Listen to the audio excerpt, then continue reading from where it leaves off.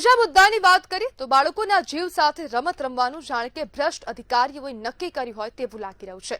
આ કહેવું પડે કારણ કે અમદાવાદના વિનોબા ભાવે નગરમાં બનતી આંગણવાડી પર ભ્રષ્ટાચારના આક્ષેપ થયા છે।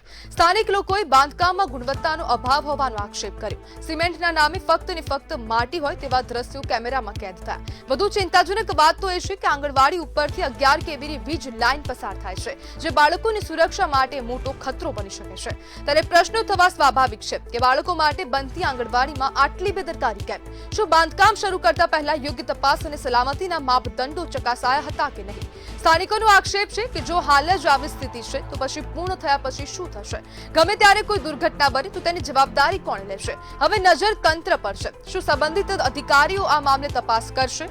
ખામીયુક્ત કામ સામે પગલાં લેવામાં આવશે કે નહીં? અને સૌથી મહત્વનો સવાલ કે શું બાળકોની સુરક્ષાને પ્રાથમિકતા આપવામાં આવશે કે નહીં? અને ક્યારે હવે રાજ્યમાં બાળકોની સુરક્ષા એક પ્રાથમિકતા બનશે? કારણ કે અવારનવાર જ્યારે હવે આવ્યા એક સમાચાર સામે આવતા હોય છે બાળકોના શિક્ષણને લઈને। હવે જો જે જગ્યાએ બાળક હવે જે છતની નીચે બેસીને ભણવાનું છે તે જ જગ્યા હવે એકદમ ખંડેર હાલતમાં હશે। જે નવું કન્સ્ટ્રક્શન થઈ રહ્યું છે, જે નવી બિલ્ડિંગ બની રહી છે, તેમાં પણ હવે જો આવા પ્રકારનો ભ્રષ્ટાચાર થતો હોય તો પ્રશ્ન થવા સ્વાભાવિક છે, કારણ કે બાળકો ત્યાં રોજ જવાના છે। જો મોટી દુર્ઘટના ઘટશે તો પછી જવાબદાર કોણ હશે?